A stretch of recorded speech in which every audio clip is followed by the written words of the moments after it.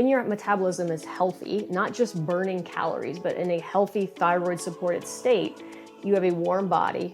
You wake up with a 97.8 temperature, it gets up to 98.6. All of those things equate to how well your body is producing energy. And when you produce energy well, you have an ample amount to actually run all the systems in your body. Nothing in your body runs on thin air.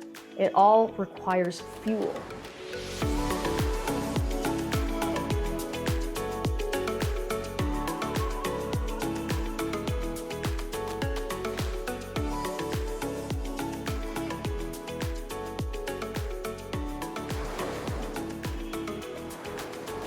Aloha, welcome to All Things Possible. My name is Adam, my wife Bethany. We're here to encourage you in your journey in life, and we tackle all sorts of things. Today we're actually talking about health. We got Kate Deering here.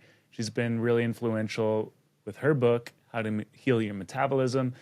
Bethany's been leading the charge and just leading our family in that realm, and super thankful for that. And if you're looking for other encouragement in your life, we also have episodes about diving deeper into your faith, and we have episodes about parenting your children. Like, we just want to encourage you all in every walk of your life, and that's how we want to thrive. That's how we want to overcome the challenges that are facing us, and that's through having good health, having a foundation in our faith, and having just the community around us to encourage you. So if you like what you're hearing here, please leave us a review, share this with your friends, let them know that, hey, Bethany and Adam here to just encourage y'all in where you're at in life. So thanks for joining us. Hope you enjoy this episode. Aloha, everyone. Well, welcome, Kate. I am so happy to have you. Kate Deering, the author of How to Heal Your Metabolism. If you're watching on YouTube, you can see I have the book here in person. And this book has been one of the most impactful books in my life. I really believe in having good health and nutrition so that I can show up the best I can for my family, for the work that I'm doing, for just living life. And I really went through a season where I was majorly struggling. So when I talk about this, just know that I've come from a really hard place. It wasn't a place of cancer or extreme disease, but just a fried mother who was just barely getting by. I was going to say it's impactful for our whole family. Whole family, yes. We've adopted a lot of the teaching and mentality and also the practices in there. It's been awesome. So thank you, Kate, for joining us. Yes, welcome. Happy to be here. Thanks for having me. And so when did you kind of start to shift your journey, or when did you get into nutrition, and how did you get to this place of writing this book? What spurred this on? Well, see, I have been in the health wellness world for 30 odd years now. So most of my life in some way or fashion. And I used to be a hardcore trainer and was always very into fitness. And I used to teach boot camps, and I was a trainer for a long period of time. And when I was in my late 30s, I kind of hit a physical wall where I thought I was doing everything right, and it just felt it was harder and harder and harder to maintain weight, and I started to just not feel well, to be honest with you. And at the time, nothing made sense other than, oh my God, I'm getting closer to 40, and this is what everyone's talking about, and life is now going to end for me. It's all downhill from now. Right. And so that was an unfortunate thought, because I'm I feel like I've been doing everything right. And this is when I started to learn about the work of Dr. Ray Peat. And he kind of turned my entire world upside down in how I viewed health. And I used to always look through it as a very physical lens, that I should be really fit and lean. And I don't think that's a horrible lens, but that was complicating things, and I was kind of avoiding other health aspects. I started not to sleep well. My cycle was becoming irregular. I was starting to get fatigued. I was training way too much. I had a lot of pains and aches.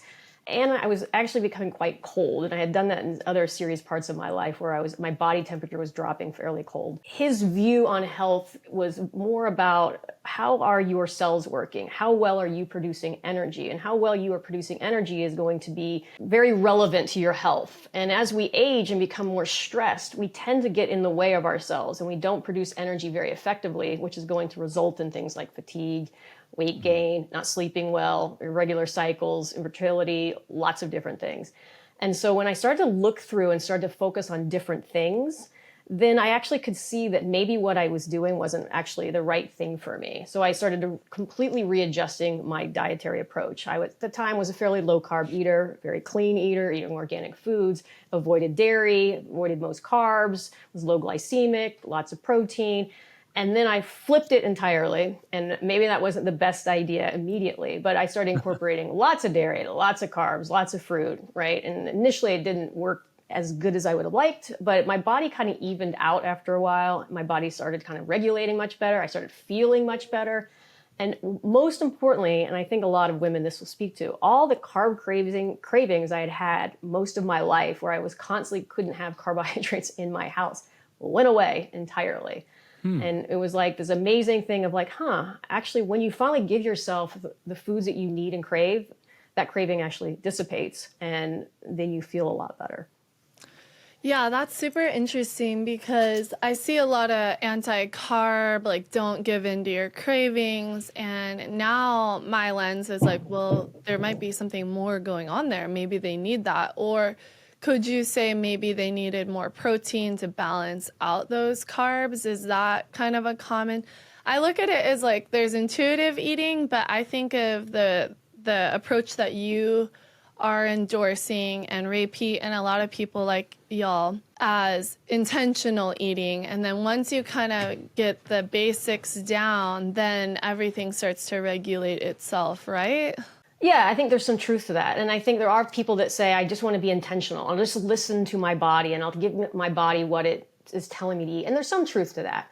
The other part of that is when our body has been under a lot of stress, our body doesn't seem to tell us the truth any longer. And what I mean by that is when you're on a lot of stress, sometimes your cravings go away or your appetite might go away. Maybe you're not hungry in the morning. You don't want to eat certain things. And it might all of a sudden then at nighttime you crave everything. And now you're wanting an entire pizza and a pint of ice cream. And you're like, but that's what my body told me. And I'm like, okay.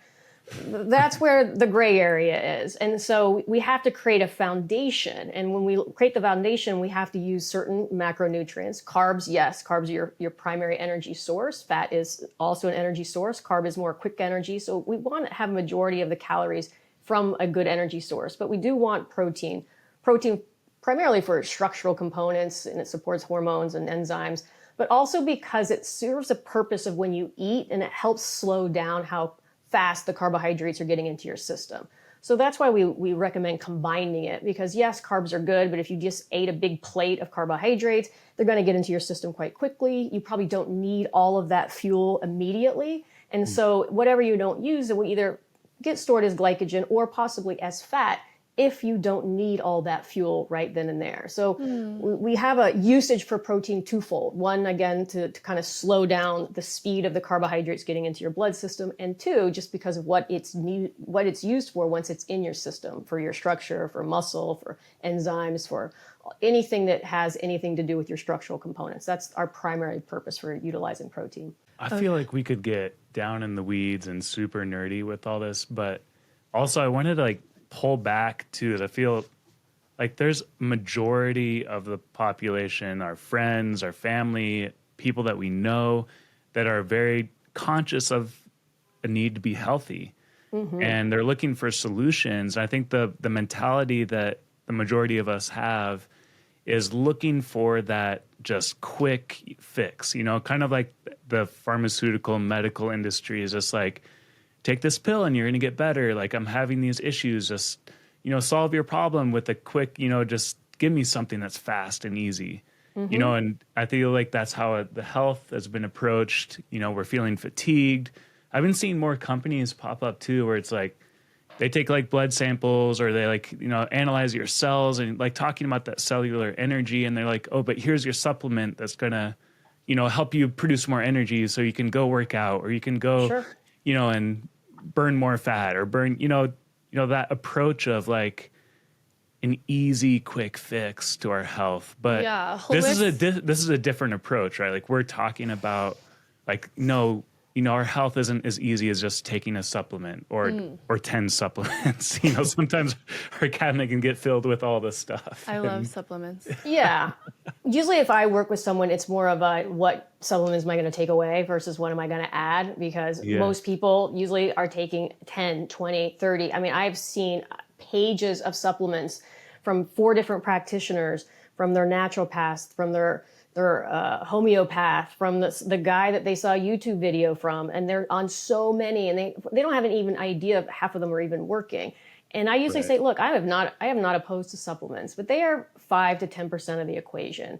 Your lifestyle, right? And there's a lot of aspects. Your diet is big. It's not the only thing. It's how you live your life. It's how the people you surround yourself with. It's your purpose. There's so many factors. But the thing that will really regulate things is the nutrition and the food you put in. It's a big thing, right? So even if you're living the most purposeful life, you probably can eat a variety of diets and be totally fine. And we see that in different cultures that probably have a great community. They don't have a lot of stress. There's a lot of good aspects within their lives. And we see that they have a different diet. They're not all what you'd say kind of pro-metabolic. But in our world, and I would say the majority of people that live, most of us don't live on a high 12,000-foot mountain and only eat the foods there and have this massive community around us and there's no pollution. That is not the life most of us are living. We have stress. And we live in a stressful environment and it's all over. Now we can choose to take things out, but we also have to learn, how do I mitigate some of this stress and how can I do it with my diet? And the best way to mitigate stress is to supply yourself with enough nutrition and fuel so that you don't have to actually elicit a stress response in your body to manage the stressors that are going on. Meaning, as long as you eat appropriately, the stress that you experience isn't going to have that bad of an impact on you because you have enough energy to kind of supply yourself to get through that. It's only impactful when your body is as you said, the mother that has 4 children and is trying to work and do all the things and she's drowning right now. And then she's trying to ignore everything her body is telling her and be like, I'm only going to eat 1,200 calories and I'm going to go run. And I'm like, no, that is just going to get you deeper and deeper and deeper into metabolic hell, as I say. I mean, the damage is going to be there, and it's going to create a system that's going to work even worse, and you're going to go through an adaptive process, and it's going to get worse and worse and worse. So we have to pull you out of that. And how do we do that? By somehow kind of taking some of the stress off you, but by also creating a plan that's going to be energetically supportive to you so that you can create enough energy to support all these demands that you're putting upon yourself. Yeah, I mean, you have in your book, the subtitle is Stop Blaming Aging for Your Slowing Metabolism. Do you still stand by this? I'm not sure when this book was written, but... 10 years ago now.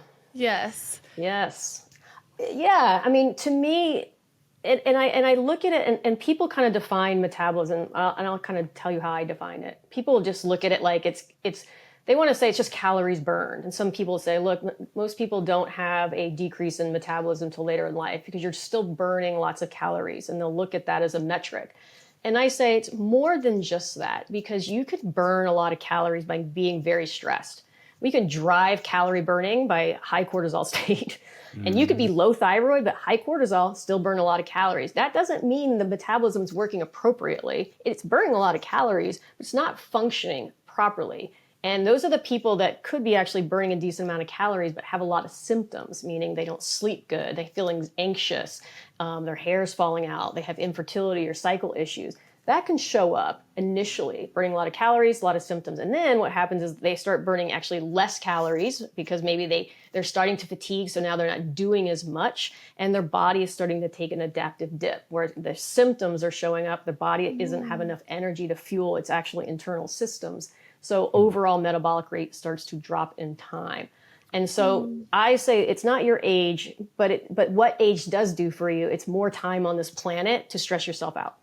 And so that's why we see more illness with age, because you have more time. Now, if you choose to make good choices, then the age factor isn't going to be as big of a deal. Meaning you can have 40-year-old, 50-year-old people that have made good choices to their health and be very, very healthy. And I can find you a 30-year-old that's made poor choices, right? And be almost older looking than that 50-year-old. So, and feel worse. So a lot of it is the choices. And if we find out how that we can support ourselves through this process, then again, aging isn't really as much as your age versus, how well you're taking care of yourself.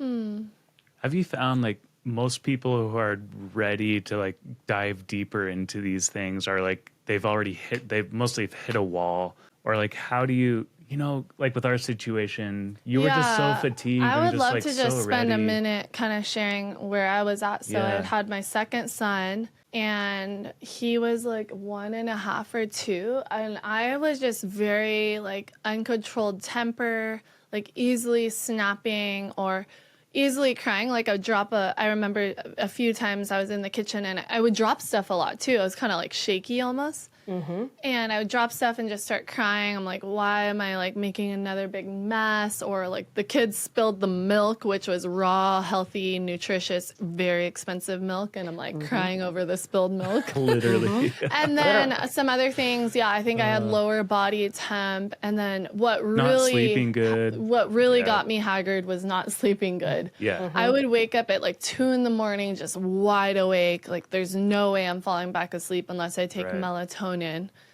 And then I would wake up in the morning just feeling so haggard and dysfunctional. And yeah, I'm such a go-getter, so I would just muster up the strength to just keep going. And but I knew I was dysfunctional, and I was like, this is not the picture of health. And so my brother was kind of on a journey too, and I started listening to some podcasts, and then I came across your book, and I dabbled in some courses who follow similar protocols or encouragement that you have offered. And it just, I'm obviously not perfect, but I definitely felt the flip in the switch of like going like, okay, now my energy is from food, not coffee. My energy is because I'm nourishing myself with the right types of foods, and I'm trying to slow down a bit more.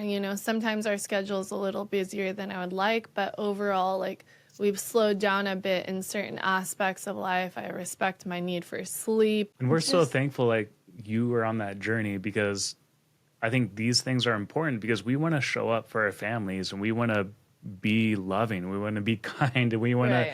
to embrace like the challenges that are in front of us, rather than be just like super triggered. And Right. like, it's just, we're able to operate through life much. I feel better. confident sharing that season and being more honest, because I know a lot of moms are in that same struggle. Yeah. And yet they don't know what to do. They can't figure it out, and they're frustrated. They know this is not who God wants them to be or who they want to be. And yet they're just stuck and not able to find the right information. And like you said, as we started talking, like you said, you were kind of the picture of health, so to say. You were doing all the right things. You were a trainer. We look to people like that to be our, The picture, the picture. yeah. We're heading towards that, This is the goal. And I was I'm like coming from a professional athlete background as well. So I was pushing it in my sport. I was pushing my body. I was surfing.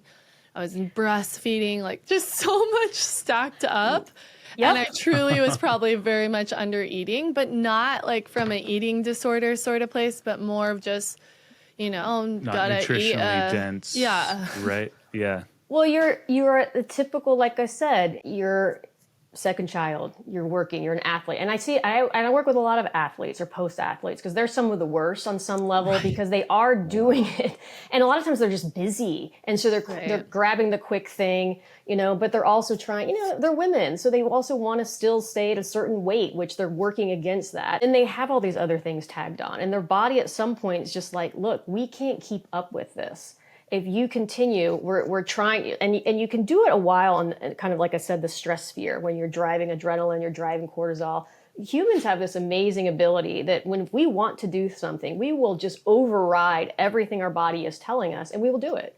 And we'll go, nope, like I'm going to set my mind to it, and that's a good thing. And we just override any bodily thing that, fatigue, and we can do that. And it's actually a good survival technique that we have. It keeps us alive. It allows us to do exciting things. It allows us to push ourselves. However, we need recovery time. And if you're a mother, you have none. You don't get any days off, right? It's a job for the next 18 years, every day, all the time, 24 hours. And, and that's what parents are. And so I see it and I'm like, look, I get it. Your children, your family are super important. But during this time period, we have to address you and your health and your recovery.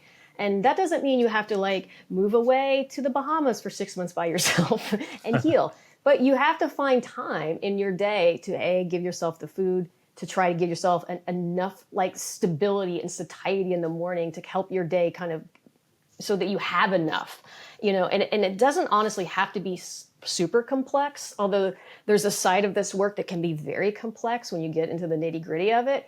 But then the bottom line is like, hey, or just eat a decent breakfast to start your day off. Don't have just a little thing of yogurt and a piece of fruit. Maybe it needs to be more substantial so that you can deal and feel better. Mm-hmm. And that's one of the biggest things for women that I'm like, look, if you can get a good sized breakfast in, usually you're going to find that you feel so much better throughout the day. You can keep going longer. And then once you make one change, now you have a little bit more space and you feel a little bit better. So now you can make another change. And then we kind of add on as you go. So this isn't like, here it is, fix everything with this one diet and now you're good. We work on what you have available. Because most of the people I work with, Adam, like you said, they've hit the wall.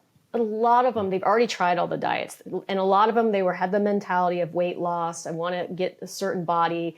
And it's worked until it hasn't worked. And usually it doesn't work because they start to feel bad and tired and fatigued and their sleep starts to go or their cycle goes. And now they're like, I can't keep up with this. This is not sustainable any longer. What is sustainable?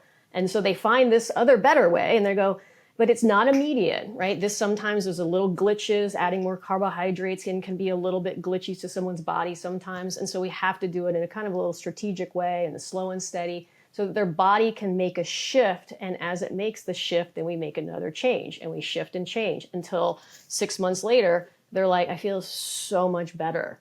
And now I can deal with my children. And now I love them again. I was hating them for a while. Right. I know there's a lot to unpack with motherhood because while diet did support me, also like having unrealistic expectations really kind of pulled hard at my motherhood struggles. But it's been a slow and steady progress. Okay, so I'm going to nerd out real quick. I am 160 pounds, 5'11". I'm nursing my baby quite frequently. I'm probably going to surf or work out in the gym today. And there's some workload going on. We got to clean the house and keep everyone fed, happy, and alive. What's my breakfast? Paint out the picture of like, what should my breakfast be? How many calories in a day, too? Yeah, and how many calories should I be consuming? Yeah. Gosh, well, I would first ask you if you have any idea what you're consuming now.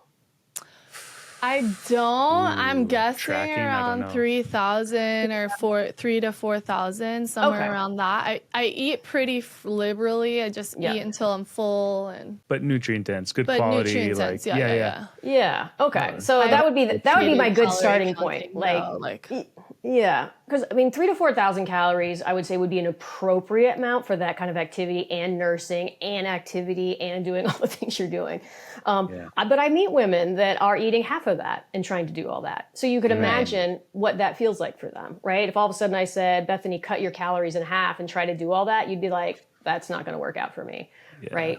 And so then my next question would be, we want to know what your morning is like, right? And so do you like big meals or do you do better with like 5 smaller meals, right? Or do you just like to have all your meals in one meal and do breakfast, lunch, and dinner?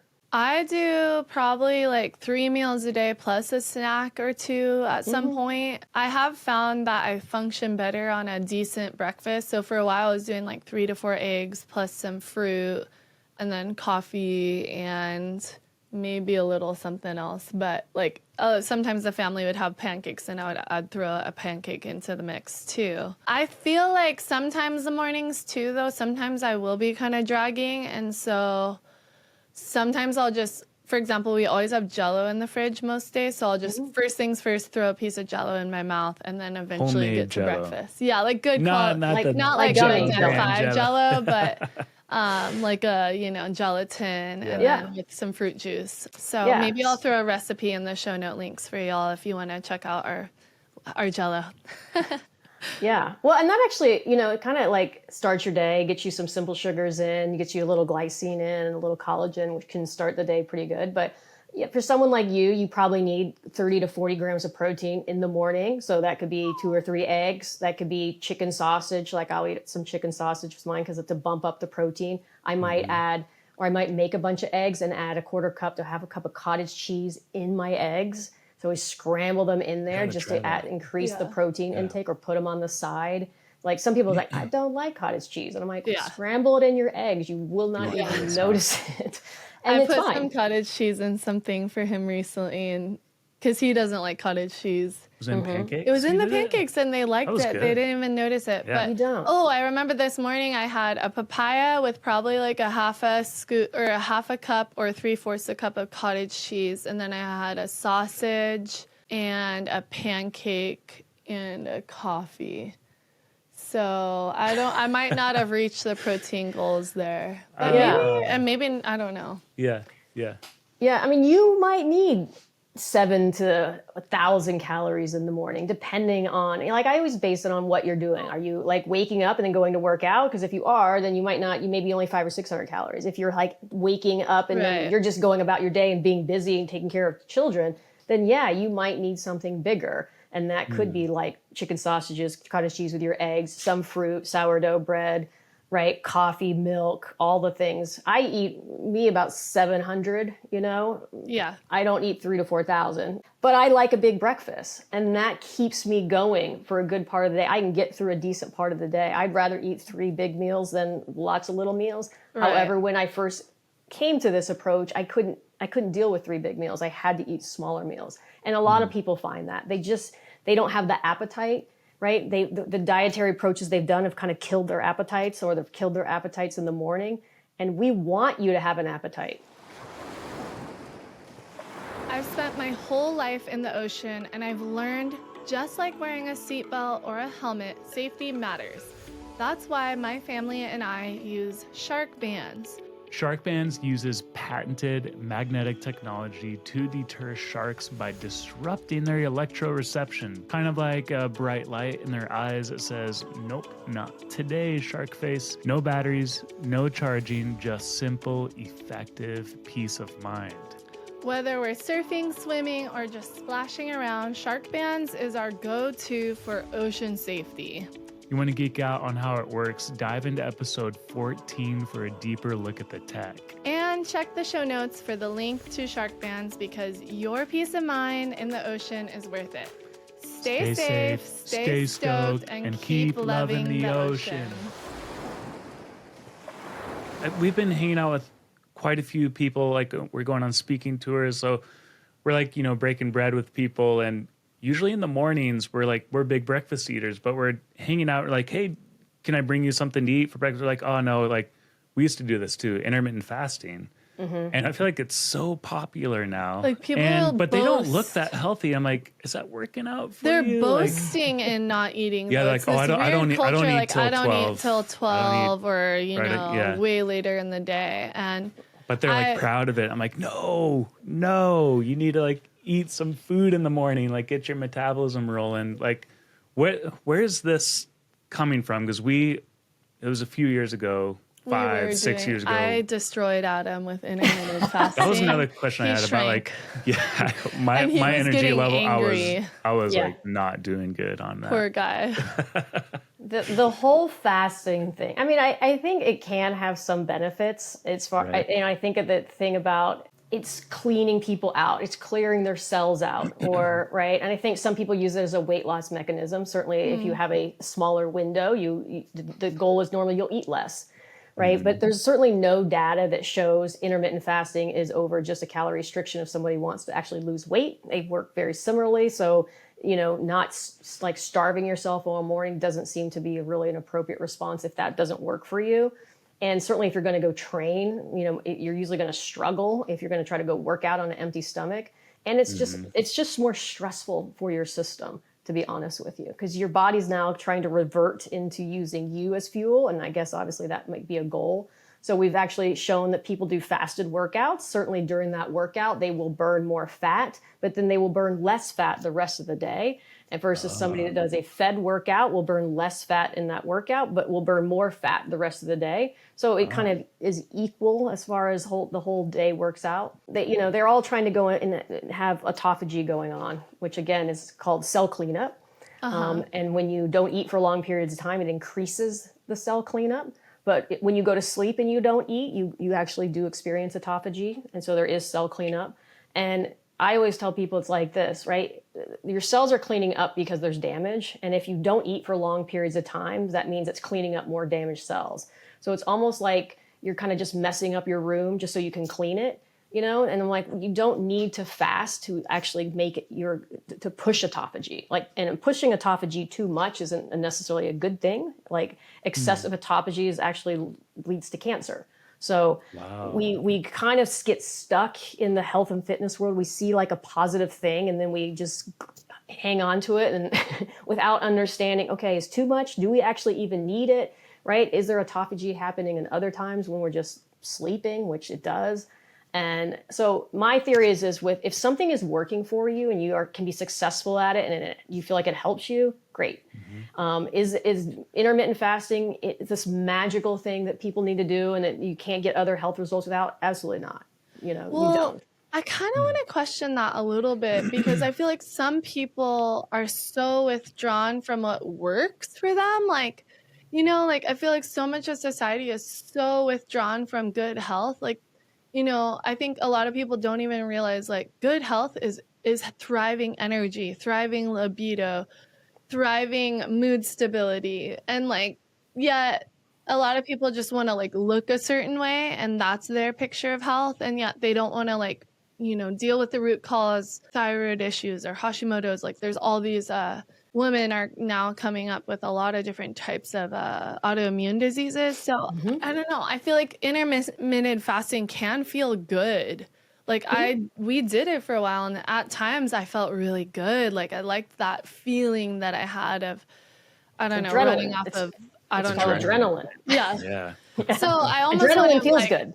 I encourage people to question, do you really know what is actually working? Because maybe there's still a lot of digging we got to do. And that's why, as I kind of go back, is when I kind of found this approach, I kind of redefined what health is. And I kind of redefined it in my book, right? Because I used to view health as being fit and lean.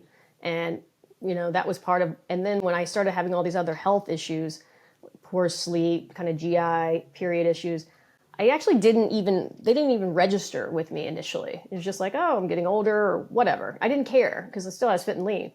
And when you start to actually look at health and how your metabolism works, and when your metabolism is healthy, not just burning calories, but in a healthy thyroid supported state, you have a warm body. You wake up with a 97.8 temperature, it gets up to 98.6. You have daily, if not multiple bowel movements. You urinate 5 or 6 times a day, not 30. You sleep through the night. You wake up feeling refreshed. You have good hair and nails. You have good energy through the day. You're in a good mood. All of those things equate to how well your body is producing energy. And when you produce energy well, you have an ample amount to actually run all the systems in your body. And we have to understand that nothing in your body runs on thin air. It all requires fuel. And that requires fuel to produce energy. And it's the energy that is produced that runs your systems, right? So we produce ATP through these energy systems, and we use that to create the cell's function and also structure and run everything. And if we don't do that well, then things don't work as well. We don't produce energy well, then our GI system's going to slow down. We won't have good hormone function, which will create infertility or libido issues. Our sleep won't be good. And then we'll start becoming colder because we're not producing. Heat is a product of good energy production. And that's why we use it as a metric to see how well your body's doing. And so I'll meet people all the time that are 96 degrees, and They're freezing. Whoa. A lot of girls I'll meet are super cold, and now I know that, but I don't always bring it up to them. I'm Can you tell just by cold hands? If you, yeah, that's a. a way cold to tell. hands, cold Yeah. feet. They'll have a cold nose. I mean, temperature changes really affect them. And so you're in a warm climate most of the time, so you probably don't get that much affected. But if you go to another, even in that temperature though, they might be cold, right? Their systems are running cold, so they feel it. And you will definitely feel it. You shake someone's hand and it's like an ice cube, and you're going, and they'll feel it. I wanted to bring up there's a big kind of like controversial debate on social media in particular right now. And also we were a part of a documentary, Fed a Lie, and it's talking about seed oils and this movement of, it's just literally in every processed food item now. You'll see like sunflower, canola, safflower even in oil, organic foods. even in organic foods. For sure. Especially at restaurants. What's your opinion on seed oils and nuts and seeds in particular? Because I've even done a bit of posting and people just kind of lip really hard on me. I'm like, well, I've changed my health in a lot of ways that I'm so grateful for, and I just want to promote that because I know there's a lot of women and men who are struggling, and so it needs to be a big movement in our American society right now. It certainly is a big movement with, I guess, the Maha, kind of movement. They're certainly expressing that. I actually see it as it's all polyunsaturated fats, not just seed oils, right? Because any sort of polyunsaturated fat has these same properties that they're easily oxidized. In your body, we know that the TPUFA fats can actually have an inhibitory effect on energy production. So that's why, from my perspective, they're not something, right? If you use them to produce energy, so your cells will use fats, sugars, amino acids within the Krebs cycle to produce energy. And if they're come in the form of a polyunsaturated fat, then that tends to inhibit energy production on some fashion. And everything that I want to do is to improve energy production. And saturated fats don't seem to have that same consequence. So utilize it now. It's not to also say, I'm also not a big promoter of just having excessive fats. I'm like, have all the fat you want as long as it's saturated. I don't believe in that either. Yeah. I think that we have to have some context. Some people do a little bit better with more fat. Some do not. I tend to go to the moderate level of fat because I prefer people to use more carbohydrates as fuel versus fat. But you use both. You have 37 trillion cells. There's never a time that you're only using carbohydrates, and there's never a time you're only using fat. Even if you're on a zero carb diet, you will still use glucose as fuel. So when we know that, we have certain cells that just use fat more often. We have some that use carbohydrates more often. But the polyunsaturated fats, seed oils, they do seem to have this inhibitory effect mechanistically in your cells. Sometimes when we look at the literature, like when we look at things like, well, when this people ate the seed oils and these people took it away from the saturated, they actually show that, well, they had a better health consequence from that. So unfortunately, in nutrition, some of the research we have is not great because it's really hard for us to isolate these kind of things for long periods of time. So for instance, you can get a good result from just eating less, and as long as it's less calories, you might still get a good health result if someone just eats Snicker bars, as long as it's calorie restriction and they lose weight, they will have a better health result. Now, if you do that for years and years, that is not going to work out for you. And in my opinion, eating polyunsaturated fats in the majority of your diet for years and years is also going to have a negative effect. I know I've reduced them significantly, probably for the last 15 years. And I just feel my body works better. And so so again, that's anecdotal. Mechanistically, they certainly have a lot of negative effects. In my new book, there'll be a chapter on essentially how these fats are working within your system.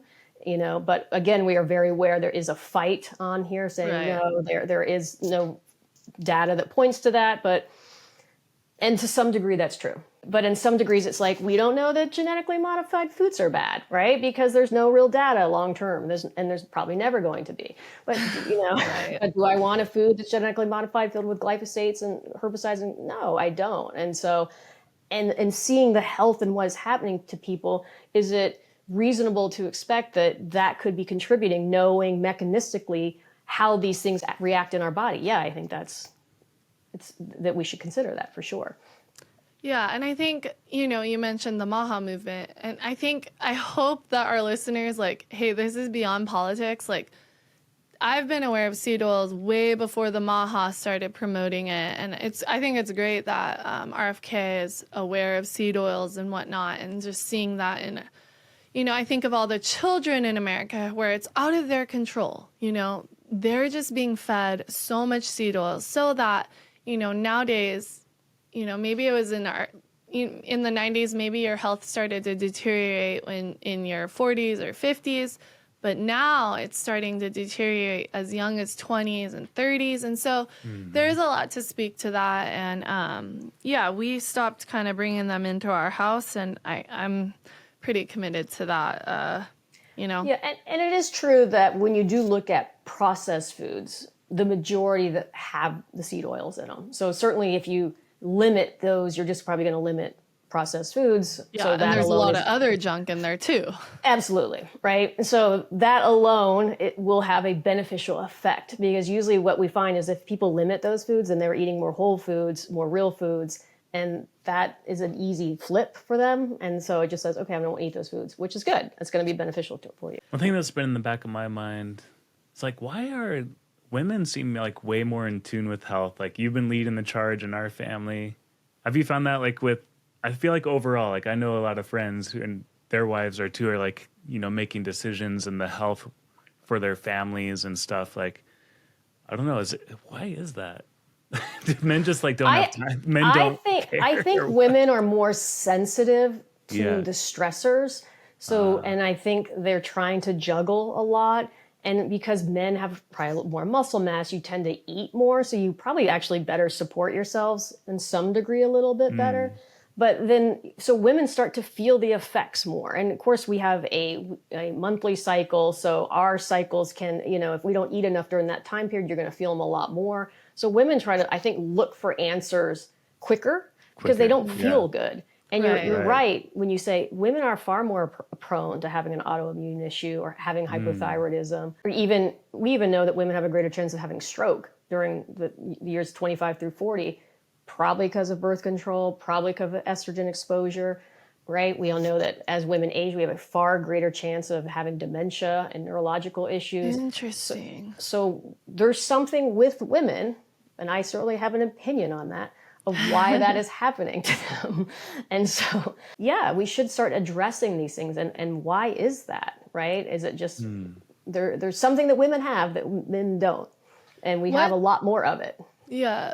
That you mentioned estrogen, and I'm seeing that in the perimenopause conversation a lot, that some people are supplementing estrogen. Why are they doing that? And do you agree with that or disagree?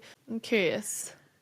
So I should probably just caveat this. And the estrogen world is very nuanced, and it is a lot probably to unpack, but let's just say that estrogen isn't bad. When a woman starts to go into perimenopause, her cycle would become irregular. Is she getting less estrogen exposure during that period? No, she's probably getting more. When we look at how her cycle is running, she probably gets less progesterone during that period because a lot of times she's not ovulating, and you take out ovulation to have progesterone. So as it's certainly being promoted because it does work to primarily help reduce things like hot flashes, and it can work. And so I always look at it, if you take something that reduces a symptom like hot flashes, and hot flashes can be very annoying, keep you up, and all of a sudden they've reduced, your quality of life will become better. And so if your quality of life becomes better, your health outcomes can also become better. Does it inherently mean that you need that substance that's reducing that symptom? Not necessarily. So a lot of women will report that they sleep better when they're on estrogen, and usually it's because they're not having night sweats. Better sleep is going to produce a better health outcome.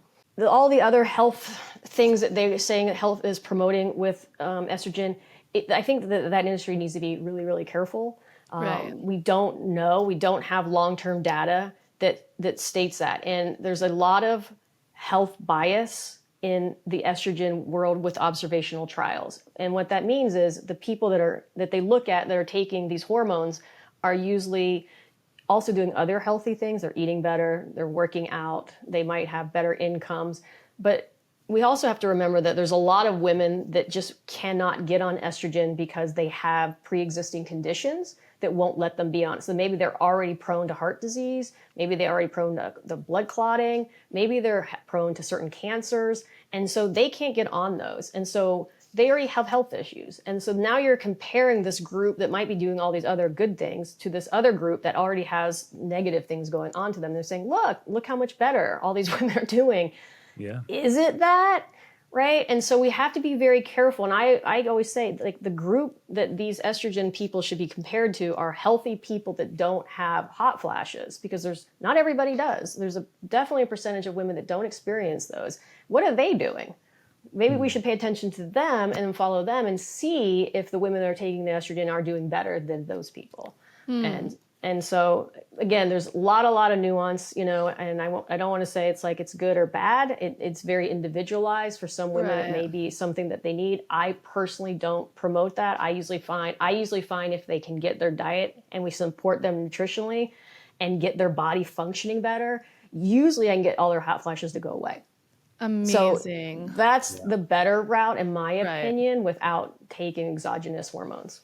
Okay, I wanted to, before we wrap things up here, I wanted to hear your opinion on sugar, because That's a big one. is it Ray Pete that was kind of promoting sugar? And, I even have nutritionist friends who are like, rousting the sugar movement, and I don't know. Like eliminating sugars. We used to be, no sugar in our household. I even went through a phase where I barely ate much fruit, no honey, like very low sugar. Right. And because what was the talk around it? Like the sugars are supporting the bad organisms or something in your body, right? Like there's... Well, the common have, thing, like my mom would say, for example, is sugar causes cancer. Right. Like it's just this blanket statement of like sugar causes cancer. And I'm like, wait, let's pull this back a little here. I don't know. Just can you give us a little sugar rant, please? Sugar rant. So, okay. So sugar, all sugar is, if we're actually referring to as sugar, is fructose and glucose, right? And so it's a carbohydrate. White, if we're just referring to white sugar, it's a source of fuel. It doesn't have really any nutrition in it, but it also doesn't have any negatives other than it's a source of fuel. Certainly, if you eat more of that and you eat more of anything, you will gain weight and have adverse health effects. Most people, when they think of sugar, they're thinking of cookies and cakes and things that contain sugar in them, and they're sweet, and I overeat them. And I'm like, well, okay, but that's not sugar too. That also is a ton of fat, flour, all these other things. Nobody is getting overweight by just eating spoonfuls of white sugar. It's just not happening. But sugar gets the blame for these high calorie foods that people eat in excess. Right. And they might even have a ton of polyunsaturated fats, right? Sure. The fat in there could be vegetable oil, corn oil, all of these foods. So take those out completely, right? Now we'll just look at foods that break down into glucose, which sugar is one of those, plus fruits, right? Some people have an aversion to those. They're like, that's going to give me cancer, but whatever. Okay. Cancer certainly feeds off glucose. It also feeds off everything else. When you have cancer, it'll feed off ketones, fat, amino acids, all of it. It's very ravenous. It's uncontrolled. It's what it's going to feed off. That's why people that have cancer usually look emaciated and pass at that point in time. So it's not inherently that we're not a Petri dish, right? And a lot of people look at this study and they see this Petri dish and they take away the sugar and the cancer goes away. And I'm like, that's not your body. Your body, if it's not getting the carbs or glucose it needs, it just breaks down your tissue and makes its own, right? Oof. Your body doesn't work in that way. Your body has to have sugar. It has to have glucose, right? You have blood sugar. And if it goes to 0, you're dead. If it goes to 50, you're probably going to not feel very good. So we have to maintain a certain level of blood sugar to maintain our health. Right? And that's why we monitor. That's why people pay attention to it. If it goes too low, it's bad. If it goes too high, it's bad. And so you decide to eat 0 carbohydrates, like people that eat 0 carb diets, right? Their body still then makes its own carbohydrates. It makes its own sugars by breaking down protein or their own muscle to make its own through something called gluconeogenesis. That's how important these molecules are to you, that we have a system within us that will make our own. That's how important. So avoiding it doesn't make sense to me, because now your body has to go through a very stressful process. Gluconeogenesis is driven by stress hormones to make your own. So that's why we call carbohydrates kind of protein sparing. And then we don't need to eat as much protein or other things so that we can have and utilize the carbohydrates. Sugar is just this mundane word because it doesn't have a ton of nutrition. And so if we don't have, I'm not saying everyone should eat plenty of sugar, but you should have carbohydrates, and sugar in itself isn't bad. It's just a source of fuel. And if you eat it appropriately, it's totally fine to have them with your diet. But, yes, don't eat pounds and pounds and pounds of sugar, although some people have tried to, right? Because it's lacking in nutrition.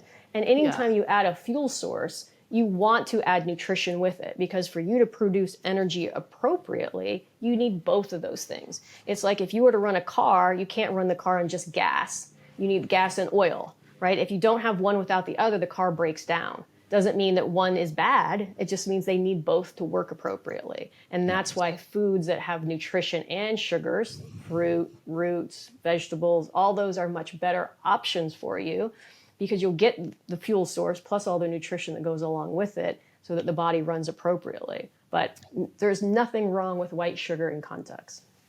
I noticed when we were in the hospital for a loved one recently, the two things they put in the IV was a glucose syrup and a sodium syrup concoction. So that was the two things that was on the lifeline, salt and sugar, basically. Yeah. Which was just interesting to think about that. I'm like, well, so many people are kind of scared of salt and scared of sugar. And I'm like, that's literally what they give you to like keep you alive in the hospital. Yeah. Dehydrated, that's what they're going to give you. Because they need your body to maintain a certain level of blood sugar, right? Again, you can get it from food and maintain your blood sugar. But you'll all know, if you've ever had low blood sugar before, it will go to a certain period and then your body will kind of fix itself. And the way it does that is your body sending out signals, sending out adrenaline, sending out cortisol. And those hormones are telling your tissue to break down, make her sugar, because we can't let it get too low. There's these parameters that your body has set, and it's good because it keeps you alive.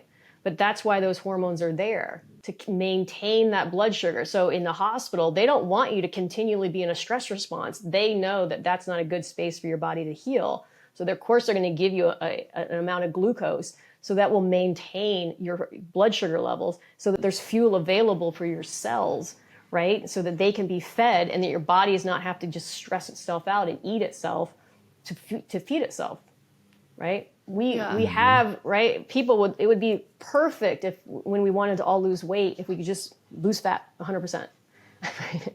and just do that. But it doesn't work that way. And your body will always need to maintain a certain amount of blood sugar. And so that's why you need the carbohydrates. And if you don't, the body will just break down your tissue, because you can break muscle connective tissue, and we can make glucose from that, but we can't make it from fat. We can only make it from those other resources. So if we want to prevent that from happening, and that's why in the hospital, they don't want you to just go into complete catabolism.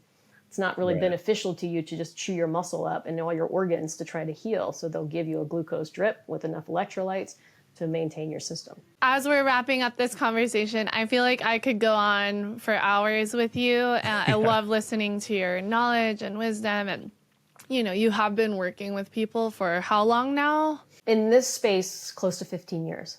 So you have a lot of experience under your belt in helping people heal and find their body's ability to create energy and just thrive that much more in life. Can you please leave our listeners with 3 simple, basic takeaways that they can start implementing today? Because health sometimes feels overwhelming, I think, and I just really want to encourage our listeners, just start basic and start moving and shaking in this direction. Yeah, so I think a good basic one is eat breakfast and eat some protein and carbohydrates for breakfast. So protein can be anywhere from some eggs, cottage cheese, Greek yogurt, chicken sausage. Those are all protein sources. Have some carbohydrates with those, right? That can be fruit, sourdough bread, oatmeal, potatoes, right? Have one of each and see how your body feels.